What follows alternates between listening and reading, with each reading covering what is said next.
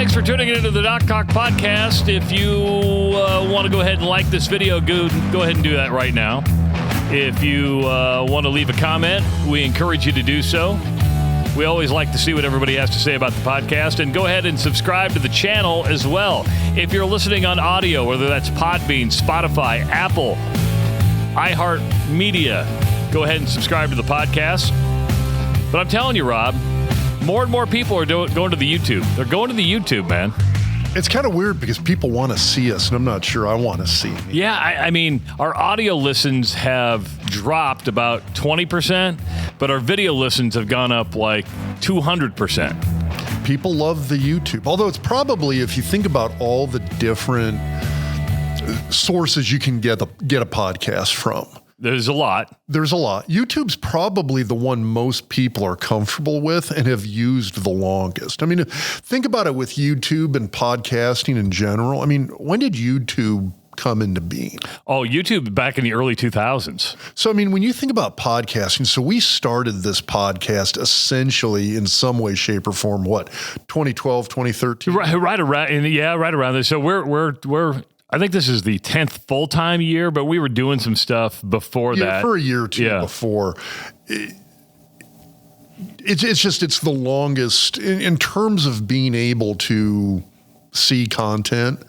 I think compared to the different podcast platforms that are out there, YouTube's been around longer. People are comfortable with it. And if you just say, hey, I'm going to go watch around, I want to listen to a podcast, see a podcast, whatever. And somebody's like, well, you can go to Podbean or you can go to YouTube. It's easier to go to YouTube. Yet 90% of people are going to say, well, it's probably easier to just go to YouTube. I know how to go to YouTube and work that. And we wouldn't even have a YouTube channel if it wasn't for Owen. I mean, so he's the one who said, hey, you guys need I don't think he asked. He just told us, hey, we're going to start putting this on YouTube. Is this year 1 or 2? This is year 2 on YouTube or year 3? Year 3, Owen says. Yeah, we're off by everything. Yeah, because the years just keep going and going and going and going. And this is, we feel more comfortable here. So, again, subscribe to the channel if you haven't done so already. Also, if you're out walking around and you're like, you know what, my feet are bothering, my ankles are bothering, my knees are bothering me, my hips are bothering me, we want you to wear G-Defy shoes. I'm wearing a pair of G-Defys. Rob wears. I got mine on. He's got multiple pair of G-Defys because he also wears them in the operating room. And they are the most comfortable shoe that we've ever worn. And we want you to experience what gravity-defying technology actually is. Go to gdefy.com. That's GDEFY.com to find out more about G-Defy shoes. And just for listening to the Doc Talk podcast, we're going to give you a deal. So if you use at checkout on an order of $100 or more, the promo code, all caps, DocTalk20, you're going to get $20 off your order. And you can use that over and over again. It's not a one-time deal. You can use DocTalk20 if you order another pair. When you go to gdefy.com, you'll notice they have a wide variety of styles. They have walking shoes, running shoes, work shoes, casual shoes, even flip-flops. So if you want to experience that, gdefy.com, and also use the promo code DocTalk20 when you check out on an order of $100 or more. Let's just dive right in. You're going to see it on the diagnosis on Monday, or we're recording this on Sunday afternoon. Last play of the game, Nebraska has a chance. It needs a touchdown and a 2-point conversion to tie the game, to force overtime. There was a non-pass interference, and it had social media in uproar, had Nebraska fans in uproar, and the truth is it was a pass interference. Yes. Now, in real time, you can make the argument of why they missed it, and I believe that was the only pass interference called during the day. So there was hand checking and hand fighting going on all day long. Is that one of those cases, hey, it's the last play of the game, unless it's so blatant you don't call it? So here's the thing. I mean, I understand the whole, it's got to be really blatant. You got to let the guys play it out kind of situation. There is some times where situationally you do have to call it. And that was a play where it did impact the game. And I mean, you'll see a lot of these pass interference calls and no calls where guys are up there and they're hand fighting each other equally. And I'm sitting there going, okay, technically, would that be pass interference? Yeah, but I mean, man, the receiver maybe had a little bit of a push off there too. I mean, where I can see it going both ways. And usually it's kind of equal and it doesn't affect the play. So I'll look at someone and go, okay, well, technically that's a pass interference. It didn't affect the play. Game's now over. Yeah, that's a good no call.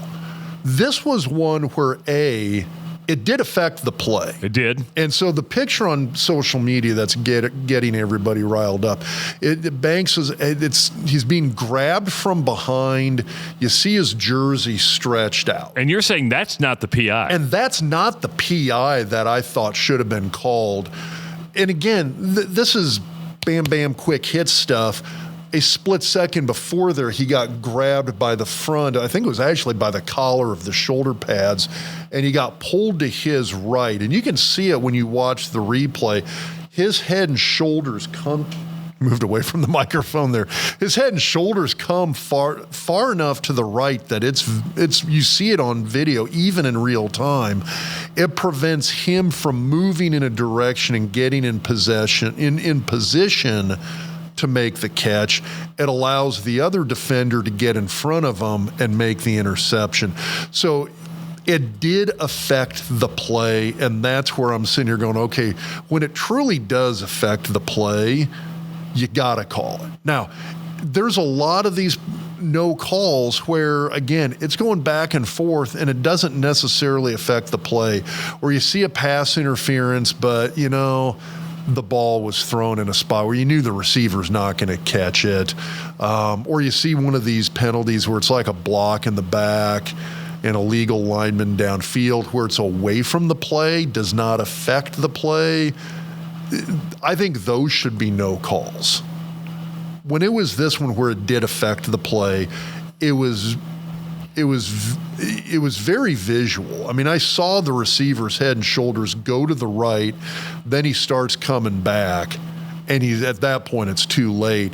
And the official was in position to make the call and didn't do it. When I was watching it live, I thought it was a good no call. After watching the replay, I fall into your camp in the fact that and just slowing it down. I don't think they were at 50% speed. They slowed it down. Then you see it a little bit more, and you're like, that should have been called. But it was the real time, and it's the thing that I get, and I understand when you're talking about these penalties in real time. And I mean, we can go back prior to all of these games being on television, having the benefit of instant replay. And I'm talking about instant replay from a fan perspective. I'm not talking about the penalty review instant replay. It's so easy to get caught up in when you watch it on instant replay, it's so obviously a penalty. And when you freeze frame a photo, and you'll see this in the diagnosis, we put up the photo that everybody's showing. They're like, we're getting fucked here. Well, and how many times have you seen Ty Robinson in a freeze framed photo basically getting tackled from behind? Every week? Yeah, and having that holding call not being called. I get it. So but what I'm talking about is there's things that officials are looking for in real time. And it's so, like, if you see in real time that receiver's arm extended out, even if he really doesn't push off on the defensive back, if you see that arm extended out, that's every time they're going to throw the flag for offensive pass interference. If you've got an official watching the line, if you got the lineman and you see that jersey getting pulled, it's going to be a holding call. If you see the defensive lineman go down, it's going to be a holding call. There's some of these movements, and it's sort of like you see the after effects of the penalty. That's what they're calling it on in real time. And this play bothered me because you had that. You saw the receiver's head and shoulders stop moving in the direction that he was running. You see them visually get pulled, and in real time, it's this quick snap-like jerk to the right, and then he frees up and starts coming back left again. But by then, it's too late. It's that sharp tug to the right that stopped his movement and prevented him from getting in position. And it's that head and shoulders movement. Even if the official doesn't see the actual grab, he should see that head and shoulders movement and throw a flag on that, and he doesn't do it. You know, a lot of people bitch about the Big Ten officials and how bad they are, and college football in general. I would say officiating's been under a microscope, not just in the Big Ten, but the SEC. Oh, nationwide. ACC and Pac-12, when we still had a Pac-12, those two leagues just always got hammered for the quality of or lack of quality of officiating. So besides the last play, they were fairly consistent. Nebraska was flagged 5 times for 40 yards. USC got flagged 5 times for 70 yards. They had, 2 or 3 personal foul calls in there. So it was consistent across the board, right? I thought it was fairly consistent. I mean, consistent doesn't necessarily mean good. That's true. So, and at the same time, too, I also understand, and I'm not bitching and moaning necessarily about the whole game quality of officiating here. So let's take that into account, because there are games that I've watched where I've just sat there and gone like, oh my God, this officiating is horrible, and it's been horrible the whole game. I'm not saying that about this game, actually. I'm really not. You're just saying about one play. It was one play. It was a bad no call that they should have made. I mean, you can have that. You can have one bad call in a game. And the rest of the game was actually, I was actually okay with it. How ironic the Nebraska loses another one-score game. The game ends on an interception.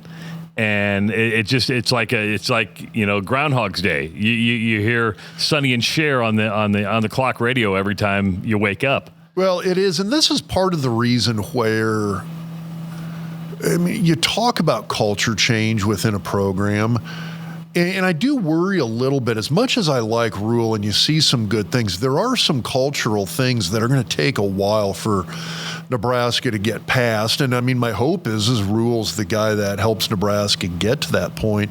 But when you're looking at these situations, you're looking at these games,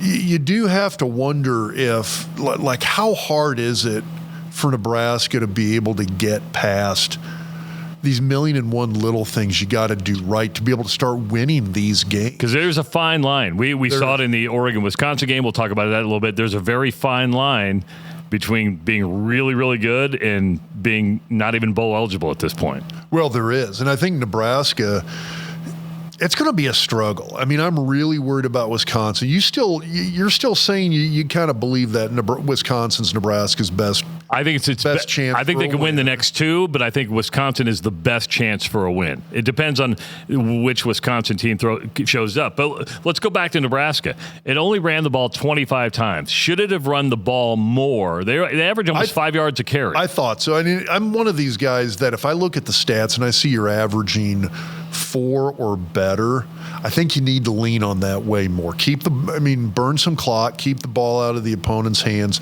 USC had, I think, almost a 4-minute time of possession advantage, which, I mean, that equates to basically one to 2 more drives on offense compared to the opponent. And so I look at that. I would have liked to have seen them keep it on the ground a little bit more. I think it's a little bit more of a consistent chance to keep moving the ball. And I think it also wears down a defense. It puts pressure on a defense. You still got to be able to throw the ball. And I think Nebraska's shown they've got the capability to throw the ball to a degree. I mean, at least better than what we've had the last few years. I would agree with that. And so you've got a quarterback who can throw it. It's just,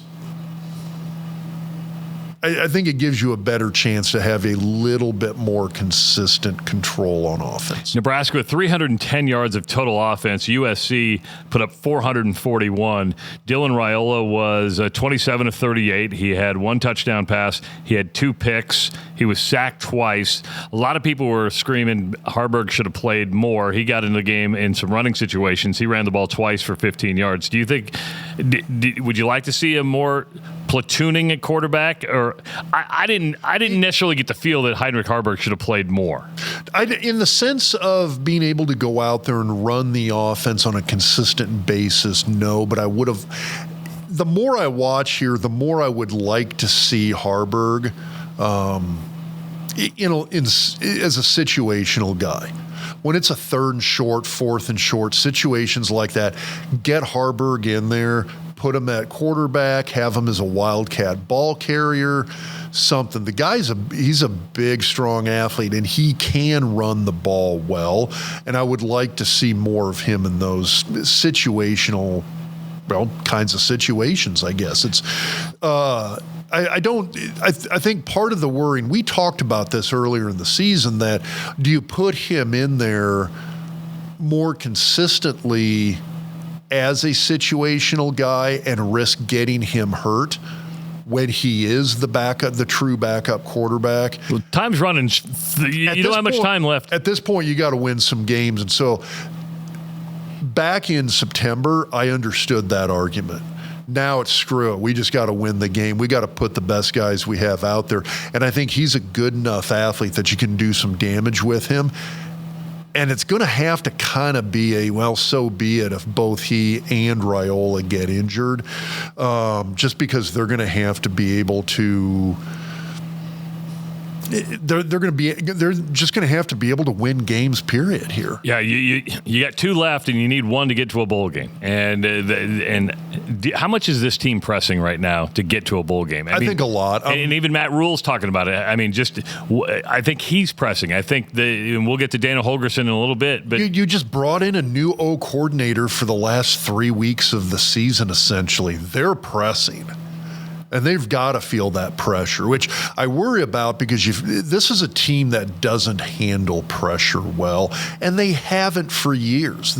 They have not been able to go into a pressure situation and have success. We just haven't seen that much of it. I mean, there was, I think, maybe an Indiana game, not last year, but the year before, where they had fired Frost, and I mean, it was sort of the Mickey Joseph and Bill Bush trying to pull out a win, and they managed to do it. I mean, that's the last time I think I saw them in a pressure situation, but it was a matchup of 2 pretty bad opponents. True. So I'm not sure how big a deal that one actually is or how much that counts.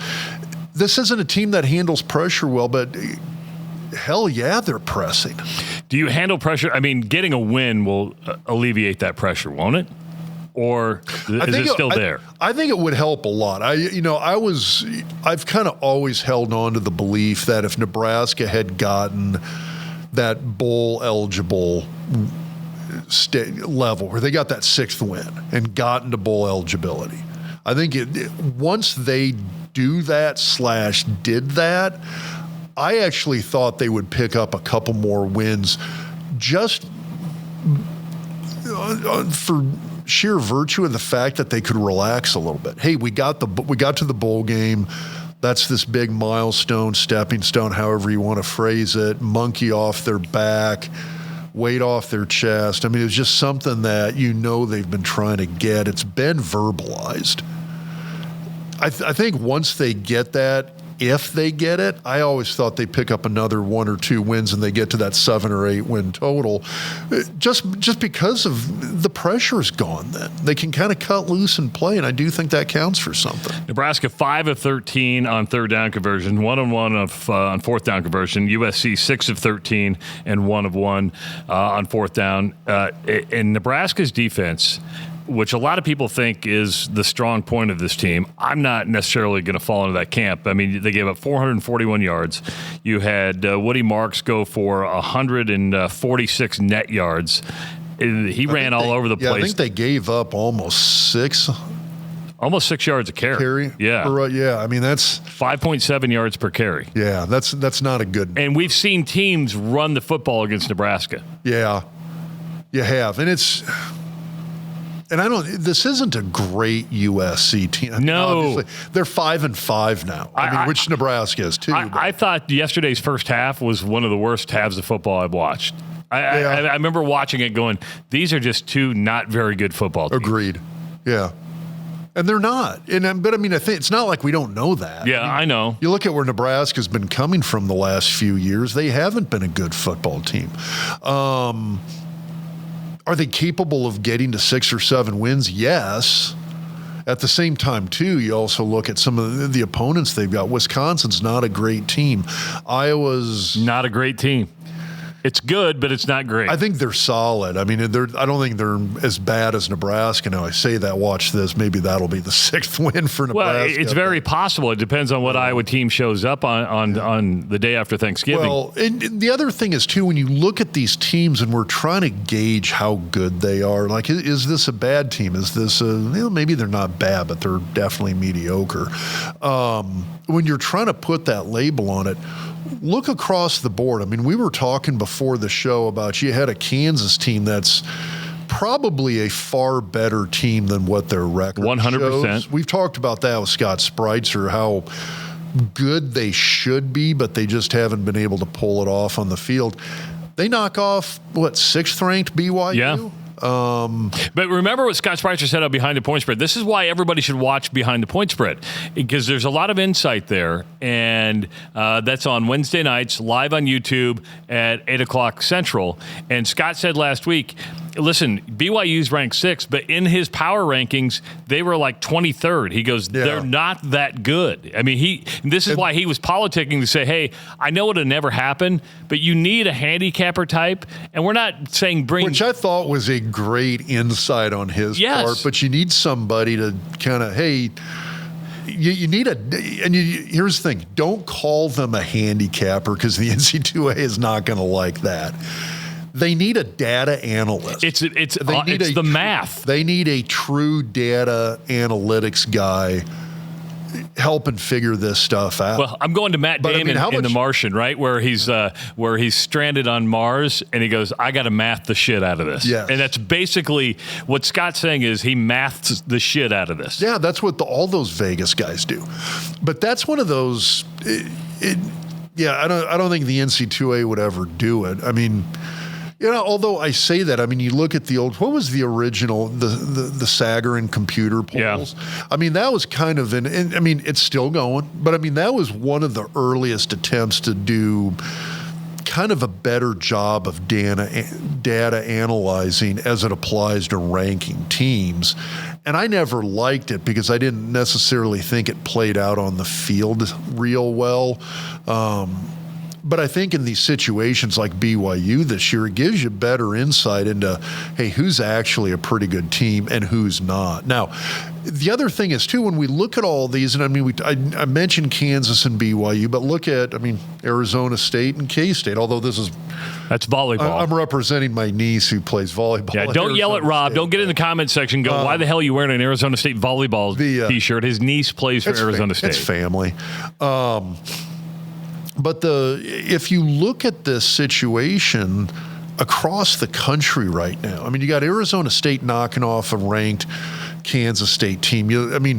Georgia obliterated Tennessee. Tennessee ran the ball pretty well. But other than that, I mean, Georgia had a really solid win there. And this is a Georgia team that's had some ups and downs. I mean, Texas has had some ups and downs. Alabama. I mean, who do you look at and go, okay, here's the definitive power team. I mean, here's the one or two teams that you just know is probably going to win it all. Because even last year. There's not one. There's not one. Even last year, you start looking at the Final Four last year, and all of a sudden we've got a non-SEC national final. I mean, you can talk about, there's still the haves and have-nots, but boy, there's a lot of, that parody's creeping in with everybody right now. But you see a parody at the mediocre level too. And that's where Nebraska's at. That's where Wisconsin's at. That's where Iowa's at. That's where USC is at, where you're going to have a lot of these one-score games, these close games. Look at... Nebraska, Ohio State, Wisconsin, Oregon. Yeah. That's the mediocre playing the so-called powerhouses. Yeah, and close. Keeping them really, really close. And then you got to try and figure out, okay, well, how good is Oregon? How good is Ohio State? I mean, those two teams played, that was like an instant classic. That was a great game. But that was, they looked very evenly matched. And so that's why I look at a playoff. And I'm sitting here, and this is why for years I've looked at this, and I say for years, last 3 to 5, and gone, okay, we need to expand this shit. And I'm even looking at a 12-team playoff and going, and I said this on the show with Scott. You've been consistent. I said it, when Scott was going over these numbers, and he was looking at these power ratings versus their actual ratings versus rankings, the data and the data analytics versus where these teams are ranked, what it tells me is we need a bigger playoff. Because could a BYU get in and do some damage? Yes. Could a team like BYU get in and get upset by somebody who maybe has better data analytics but isn't ranked as high, and it's a huge upset, at least according to the rankings? Yeah. But if you talk to Scott and you look at power ratings, if you look at the data, the Kansas versus BYU game yesterday was not much of an upset. No, and Kirk Herbstreit, I think, on College Game Day actually said, he predicted, he goes, there will be an undefeated team that falls, and it's going to be BYU. He even called it on College Game Day. A couple of teams you've thrown out there. I think Iowa State would fall into that. I think Colorado right now would fall into that. Colorado's playing some good football right now. If you're a Nebraska fan, you're looking back and going, that's a really, really good win. And all of a sudden, Arizona State's 8-2. They unranked going into this week, and they're 8-2 right now, and they just knocked off a top 16 team. So you look at the Big 12, you got BYU, you've got Colorado, you've got Iowa State, you've got Arizona State. There's a lot of teams. Kansas State's still a very good team. But they're 4-3 in the league now, so they're out just based on, out, but it's weird how the Big 12 is going to. I get it. They're not going to make the playoff, but this is also one of these things where I'm looking at a lot of these teams who have the capability to play good football, who are not going to remotely have a chance at the playoff, and I'm sitting here going,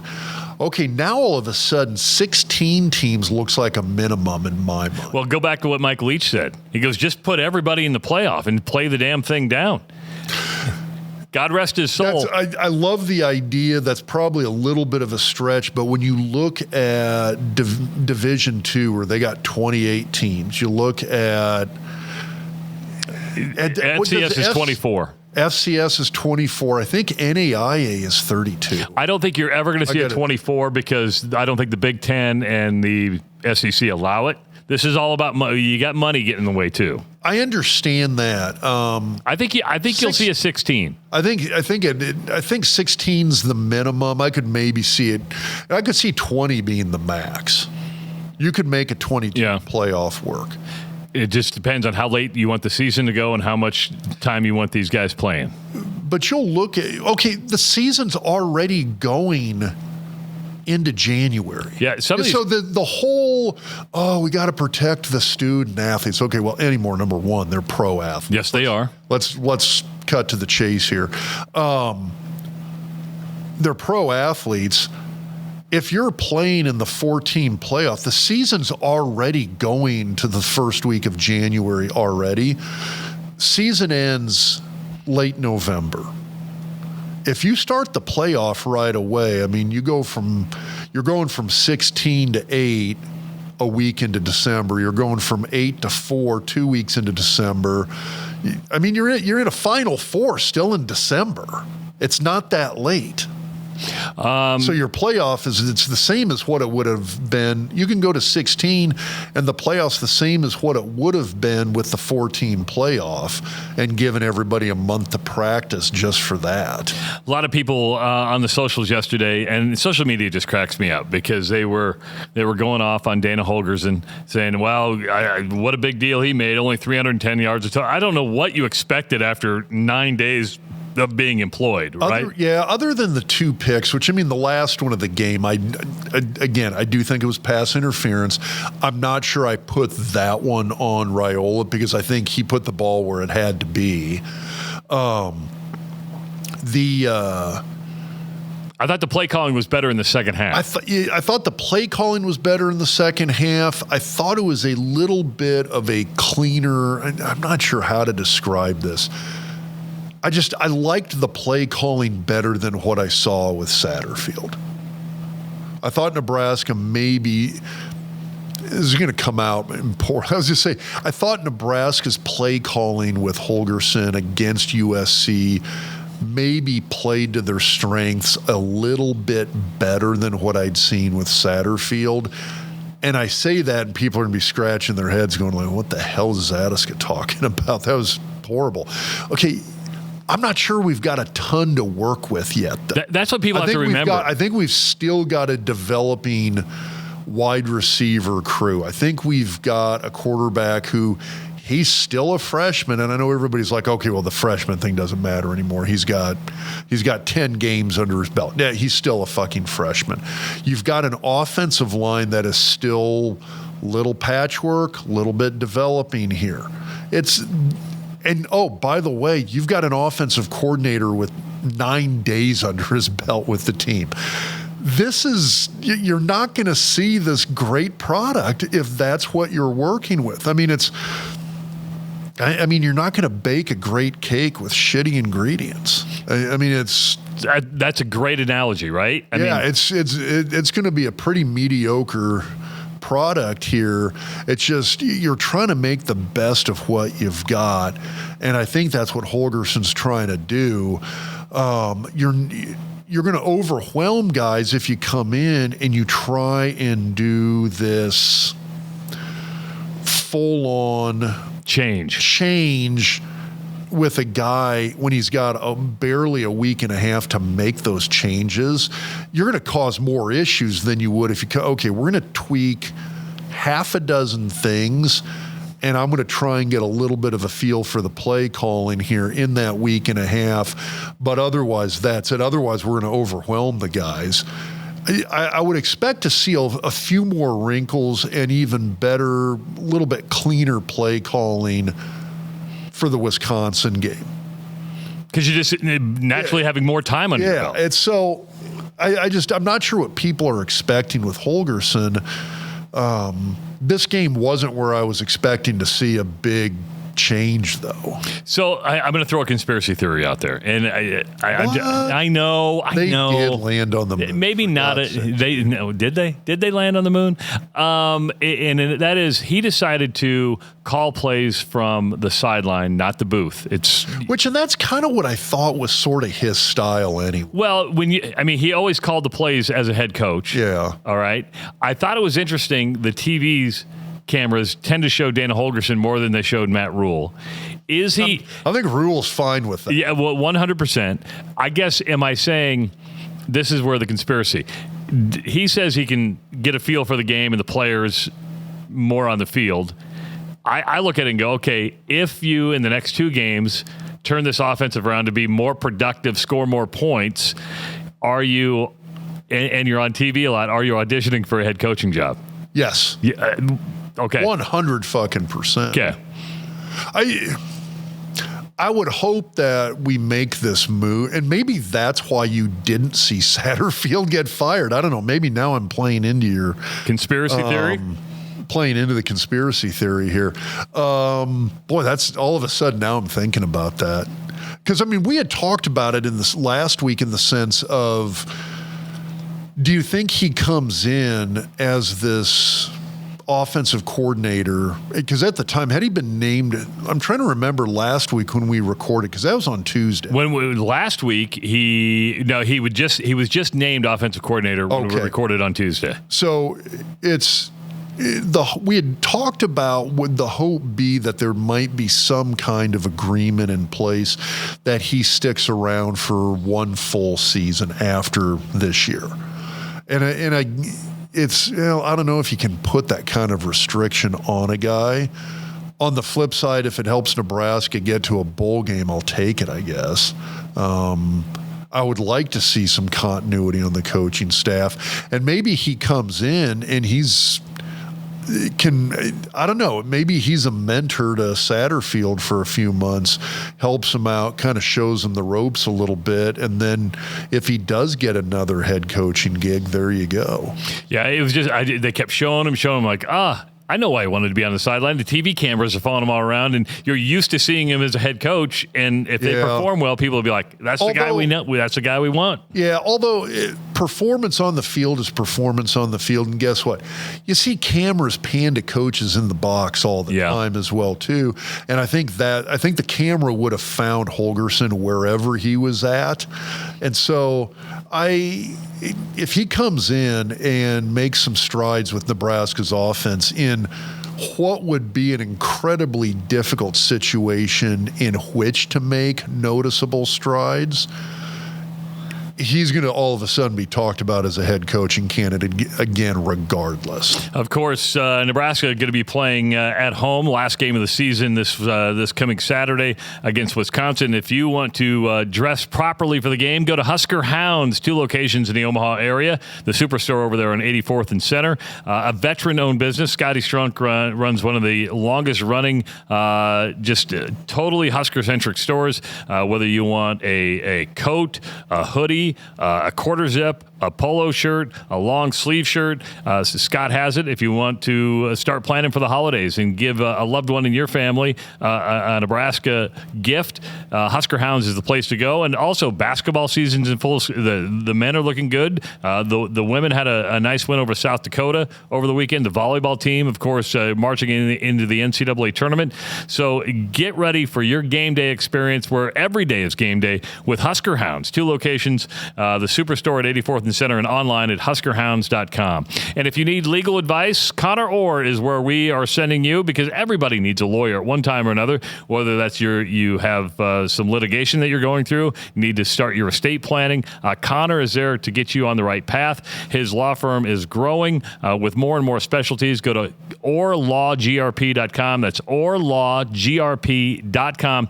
Also, if you're a business looking to see how you can get involved with the NIL space, Connor is very, very versed on that, and he is a licensed sports agent, but also has the contacts to get you involved with players and and navigate that whole thing, and that could be with Husker football, Husker volleyball, Husker basketball, but also UNO hockey and some other sports. So orlawgrp.com, or you can email Connor at orlawgrp.com for all your legal and NIL needs. Of course, Wisconsin coming up next. The Badgers lost to number 1 Oregon, which was a really, really low-scoring, typical Big Ten Wisconsin-style football game.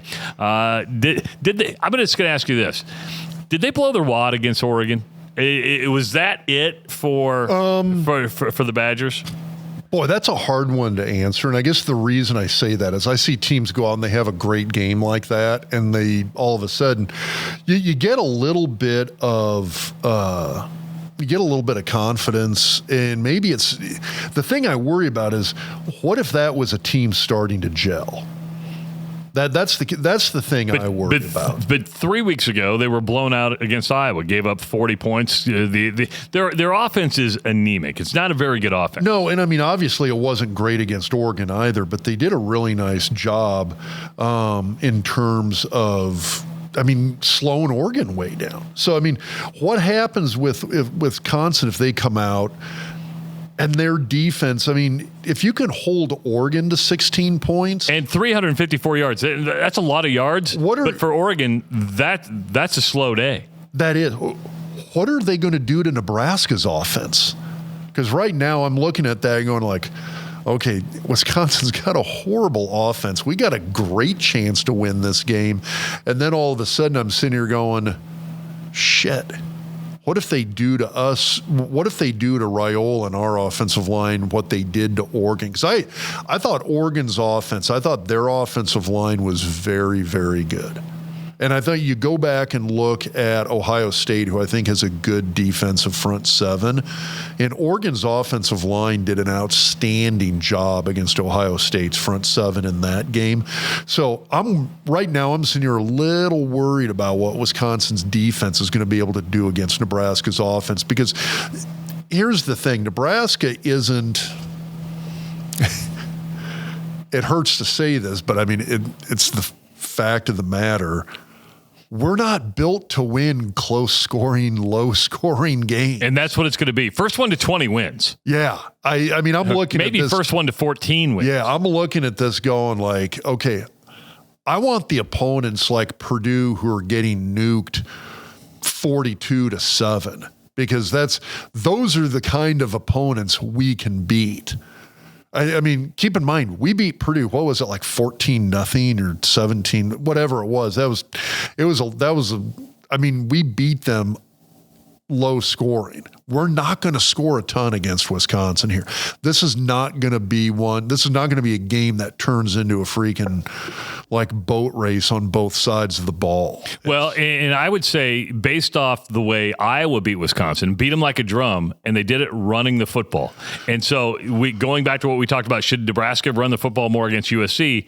Nebraska needs to run against Wisconsin. Talk about something that has not been in Nebraska's nature, whether it's from a coaching play calling standpoint or an on-field productivity standpoint. We have not seen at least the last 2 years, we have not seen Nebraska just line up and go into battering ram mode for 4 quarters, which is what Iowa did against Wisconsin. Yes. Now they have Caleb Johnson, who's one of the best running backs in the country. And I get that. And Iowa will still run a fullback. And I mean, we've got some pretty good fullbacks on the team right now. I mean, when you look at Genatone and Liebentripp, we got some guys who can play fullback.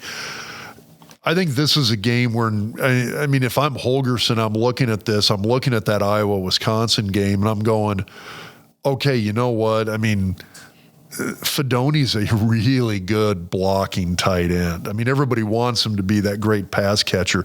He's an outstanding blocker. I want to see a tight end and a fullback on 2 out of 3 plays against Wisconsin, and I want to line up and just go, like I said, I want to go into battering ram mode against them, and I want to burn clock. I want to get 3.5, 4 yards a carry, and I want to burn a whole bunch of time. And and I just want to churn up yardage on the ground. I want to keep the ball out of Wisconsin's hands, because guess what? They can't score anyway. And so it's like you said, the first team to get to 20 is probably going to win this game. And it might be even 14. Now, on the other side of the ball, Nebraska's going to face a running team again. The Badgers went for 130 net yards against Oregon and had a rusher that finished with 97. So they averaged more yards per carry than Oregon. Yes, which is crazy. So, and again, that's a solid Oregon defense. One number that sticks out to me in that Wisconsin-Oregon game was Wisconsin on third down, 1 of 12. 1 of 12 on third down. That's brutal third down conversion percentage. No, it's not very good. Although, again, neither is Nebraska. So it's, again, you've got 2 teams that aren't very good, and Nebraska has shown that they're not very good at winning close, low-scoring games, and this is what this game looks like it's going to be. Are you willing to go out on a limb and say if Nebraska does not beat Wisconsin, they don't go to a bowl game? I'm going to say, yeah, they're going to finish like they did last year and go 5-7. Because here's the thing. You've said repeat. I mean, going into the USC game, they could win all 3. They could lose all 3. I know that's somebody said that on a YouTube comment. They're like, boy, that was real insightful to say they could win all 3. And sometimes the simplest thing to say, it's the most truthful. It's the most truthful. It's blazingly obvious. I get it. But I guess what we mean when we say that, and I know it's like, well, it sounds like talking head speak. You're just trying to fill airspace. What we mean when we say that is these games are going to be low scoring, close games like the USC game, like the UCLA game, that come down to the last couple of plays of the game. And Nebraska doesn't play well in those. They just don't. If they lose to Wisconsin, do you really think you're going to go to Iowa and win there against Kirk Ferentz, who has a better offensive line, a better overall run game, probably a better overall defense? Maybe. The defense has shown that it's suspect, right? I mean, they've always prided themselves on the bend but don't break, but they've broke quite a bit this year. Yeah. Well, so's Nebraska. But I mean, there's a team that, guess what? They're comfortable in these games. Yes. They're not going to be up or down by one score and be nervous at all, because that is the world they have always lived in. That is the world that coaching staff has always lived in. I have zero doubt that the Nebraska-Iowa game is going to be one of these close, low-scoring games, both sides of the ball, little bit of ugly offense from both teams. It's just, if we lose to Wisconsin, Nebraska is going to be feeling that pressure. That doesn't help them at all. They are not good at handling pressure. And you're going to tell me you're going to go against a team that is comfortable in those situations, and they're playing at home. Iowa wants to play the field position game. I think Wisconsin's going to want to play the field position game. In the first half yesterday, or against USC, I texted you this. I kind of lost track in the second half, and I really lost it math-wise after the turnover that gave Nebraska the ball in the red zone. You sent me the average starting field position. Yeah, in the first half, USC started on like its average 27-yard line, and Nebraska was at 16. It was 13. 13. Now that last drive of the first half started at the 1. Remember, they had the punt. Yeah, that kind of skewed the numbers. But it was 16 before that. Yeah, but it does. I mean, it makes a difference. We talked about that with Scott Spreitzer about how huge that one statistic is. And if it's plus 10, your odds of winning go way up. Yeah, you're talking about 80-90% type odds in games like that. So that starting field position's huge. Your report card yesterday. Some people took exception with the special teams. You gave it a C, I believe. It's passing. I thought it was okay. Yeah, I mean, keep in mind when I say C, it's okay. C's get degrees. It's a passing grade. I mean, I'm not necessarily denigrating that. I thought the punting could be better. I thought people look at two made field goals and go, what do you mean they made two field? Yeah. You're looking at the return game. You're looking at the whole package. I'm looking at everything. And I mean, if I see guys calling fair catches when I think they've got room to run, I'm going to downgrade that. Is it okay? Yeah. Oh, but guess what? Okay is a C. If you can look at special teams and go, oh my God, this was 2022 Iowa winning games literally with just the foot of their punter. Okay, that's an A grade for special teams. So that's how I look at this stuff. So I mean, if you can look at it, you have to definitively say, all right, we won this game because of special teams. That's an A. When it's they didn't do anything wrong, that's a C. That's fair.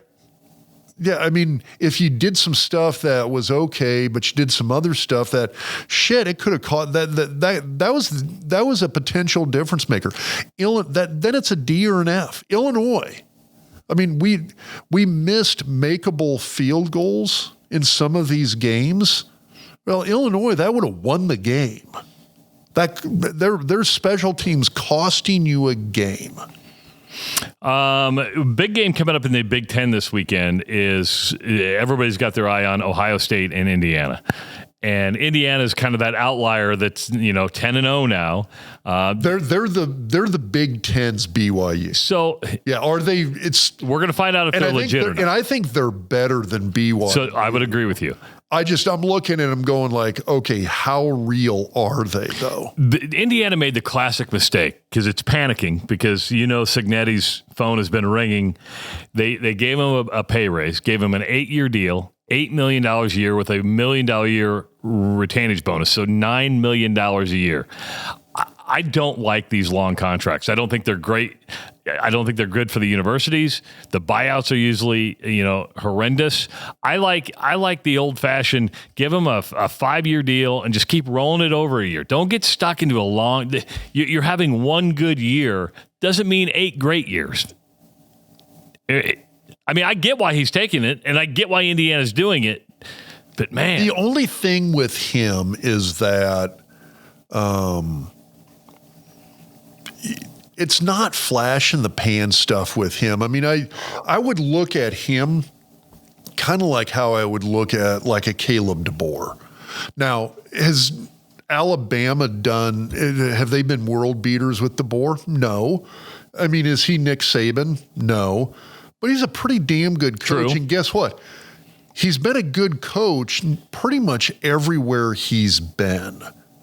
And so it's the same thing with Cignetti that I look at him and it's just, God, everywhere he's gone, he's been good. He's right. I mean, that's what makes it so frustrating with his comments, where it's sort of this, he's sort of like this ever so mildly low key prime, where it's like, well, Google me. Everywhere I go, I win. I mean, those kinds of comments.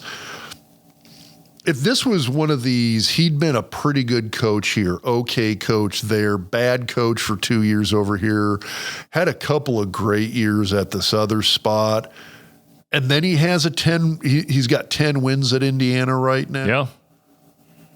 Worth $9 million a year? Yeah, if that was the case, I'd be sitting here and going, okay, maybe not worth it. But I'm looking at him going, okay, he was great here. He was great at James Madison. He gets to the Big Ten and he knocks out 10 wins. And I'm like, okay, that actually, maybe this is the guy that's worth locking in. I think like a Caleb DeBoer is a guy that would be worth locking in. I mean, as I look around right now, I mean, who would be, guys that I do think have had a fair amount of success most places they've been. I mean, Sarkisian at Texas. Yeah. I mean, he had that. I mean, there was a lot of off the field stuff that tanked him at USC. But because he was a drunk. Yeah. But otherwise, he's a really good coach and he's doing really well at Texas. They're inconsistent though. I mean, yeah, but they're inconsistent up at the top of that. I mean, when you look, the upper echelon, he's inconsistent within that upper echelon. But guess what? I mean, look at Georgia this year. They've had some inconsistencies. Alabama, they've had some inconsistencies.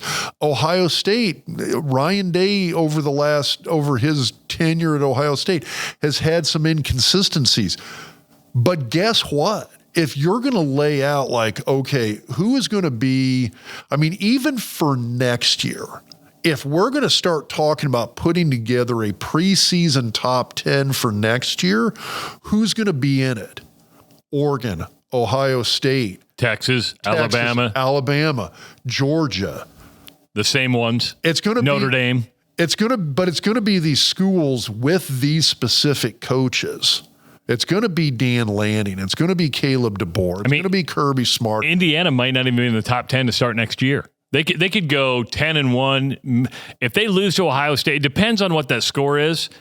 They're sitting at that 7th spot in the college football playoff poll.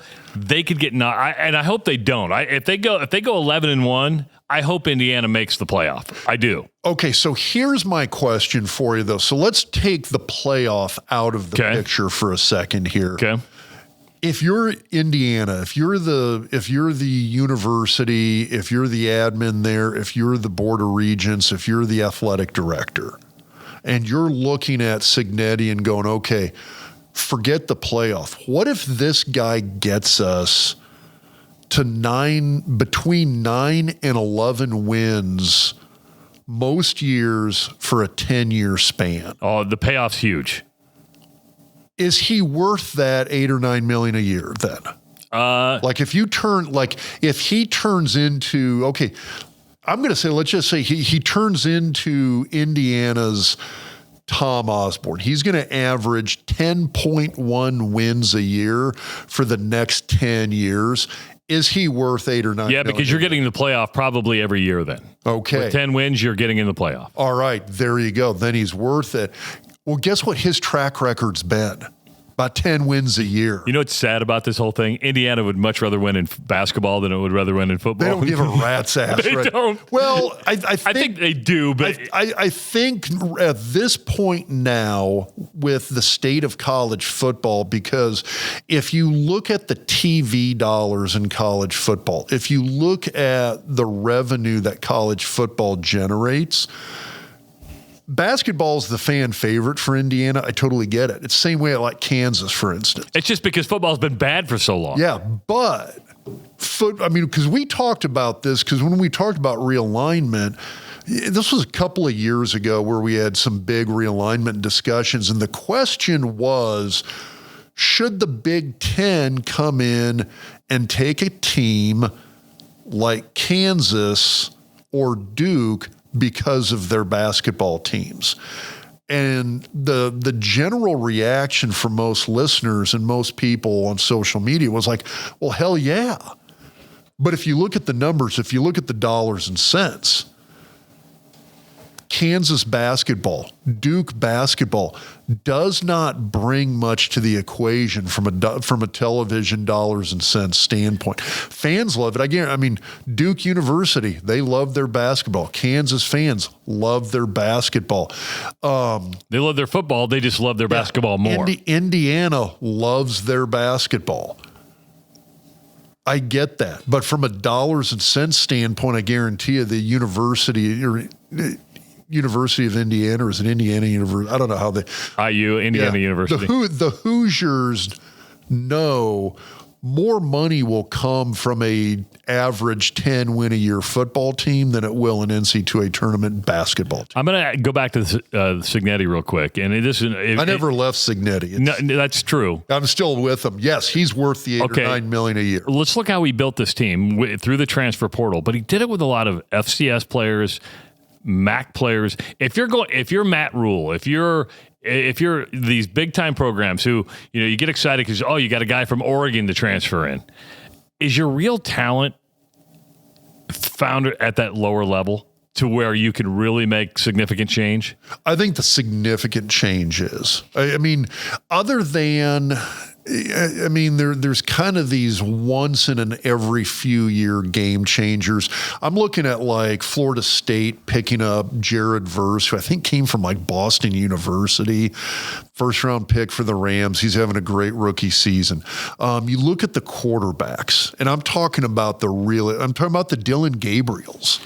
Like, these are the high level guys, the Jalen Hurts.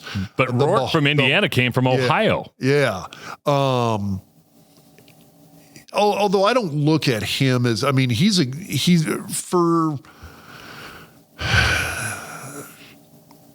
terms of a major, I'm talking about first round draft pick kind of guys. Okay. You'll get the occasional quarterback. You'll get the occasional defender. Otherwise, you're filling in here and there, and you hope you get enough guys that fill in some of these spots while you're developing other players. Well, and I think when you go with these FCS guys, these MAC guys, these Conference USA guys, they've developed somewhere. Yeah, what you're doing is you're going in and picking up a diamond out of the minor leagues that somebody else has developed for you, is what's happening. Yeah, if you're transferring from Oregon, USC, going to another school, all I see is, Dylan Gabriel is an exception, not the rule. Dylan Gabriel was a starter at Oklahoma, performed well at Oklahoma. Probably didn't like the way things were going with Venables. Going to the SEC, knew what kind of year it was going to be. Otherwise, you're just transferring in. All I see is you were a second or third teamer on your team. You weren't good enough to play at that level. And that's where I say, because I've never been caught up in the whole, like, Nebraska just signed a former 5-star kid from Georgia. And I'm like, yeah, because he peaked in high school and hasn't cracked the lineup at Georgia. That's why we got him. You can't rely on that. I want to see Nebraska go get the guys that... From Augustana. Well, and I mean, Augustana, actually, I mean, they got a offensive lineman who's with the Rams now who, Blake Larson, who actually had, I believe it was a 6-figure NIL deal, turned down a 6-figure NIL deal from, I believe, Washington. My facts might be wrong here, to stay at Augustana for his last year of eligibility. So he's in the NFL now, so he's doing fine. But those are the kind of guys that are the difference makers. When you look at most of these transfer portal guys that I think are the difference makers, it's the good, solid guys who started out as like a 1 or 2 star guy, go to an FCS school, go to a smaller group of 5 school, and turn into a Power 5 starter. Those are the guys you want to go get. And there's not as many of those guys out there. And I thought, here's the one caveat. I'm kind of thinking here a little bit about Cignetti in Indiana. The one thing they've got to be careful with, and it's something that has hit Lincoln Riley a bit at USC, and the classic, like the old model for the portal is, it used to be like the portal before it was the portal was the JUCO system. Yep. And that's where, I mean, you've got a lot of junior colleges not playing football anymore. I mean, if you go and look at that, we talked about that with Coach Strohmeyer from Iowa. By the way, Western. Iowa Western won yesterday, and so they have one loss on the season. They're going to go try to defend their national championship. Iowa Western's a really good JUCO team. Well, Mark Farley retired from Northern Iowa. I had him on my radio show on Thursday. I saw that. That surprised me. I didn't realize. He's like, he goes, I don't like.